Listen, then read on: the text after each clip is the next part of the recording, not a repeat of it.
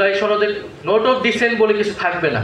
বাংলাদেশের মানুষ মুখিয়ে আছে পরিবর্তনের জন্য, এবং পরিবর্তন ছাড়া আসলে এই অভ্যুত্থান, নির্বাচন সবকিছুই ব্যর্থ। মৌলিকভাবে আমরা সংকট নিরসন করতে চাই, তাহলে আমাদেরকে হাত দিতে হবে শিক্ষা ব্যবস্থা। দুঃখের কথা, আমরা 5ই আগস্টের পরে নানান চ্যালেঞ্জের কারণে, নানান বাস্তবতার কারণে আমরা গুরুত্ব দিতে পারিনি।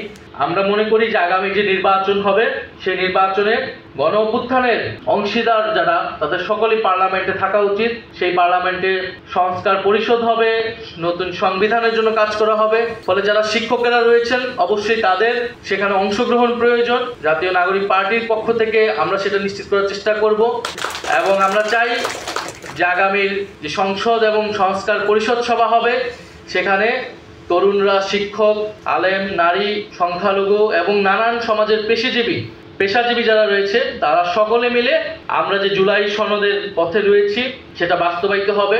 এবং তার আগে অবশ্যই আমাদের এখনকার যে দাবি দেওয়া গণভোট, এবং আমরা বলেছি যে জুলাই সনদের এই অর্ডারটা ডক্টর মোহাম্মদ ইউনূসকে দিতে হবেন গণ অভ্যুত্থানের জায়গা থেকে, এবং জুলাই সনদের নোট অফ ডিসেন্ট বলে কিছু থাকবে না।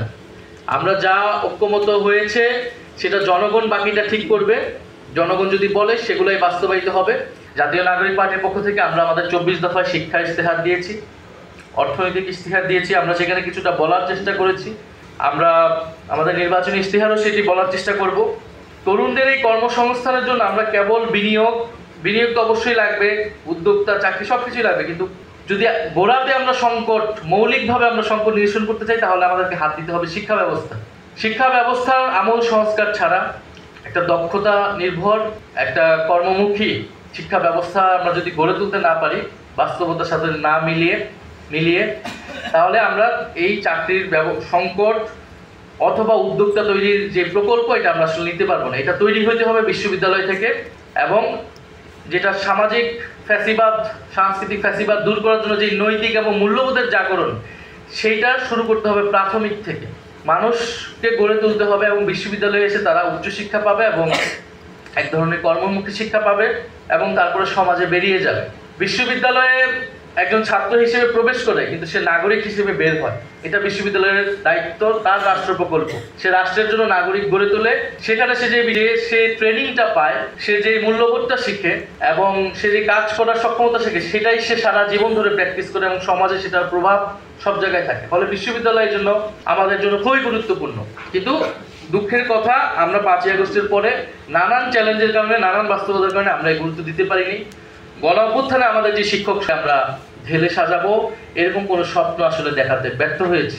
কিন্তু সরকার ব্যর্থ হলেও আমরা যারা অভ্যুত্থানে অংশ নিয়েছিলাম, আমরা সামনে এগিয়ে নিয়ে যেতে চাই। আমাদের সক্ষমতা থেকে আমরা সেই জায়গাটায় কাজ করতে চাই। ফলে ইউভিএফ এবং যারা আছেন আমাদের সমাজের শ্রদ্ধেয় শিক্ষক বৃন্দ, আপনাদের কাছে আমাদের এই প্রত্যাশা থাকবে, আমরা একসাথে কাজ করলে আমাদের এই স্বপ্নগুলো বাস্তবায়িত হওয়া সম্ভব। বাংলাদেশের মানুষ মুখিয়ে আছে পরিবর্তনের জন্য, এবং পরিবর্তন ছাড়া আসলে এই অভ্যুত্থান, নির্বাচন, ঐক্যমত কমিশন কোনো কিছুই আসলে সবকিছুই ব্যর্থ।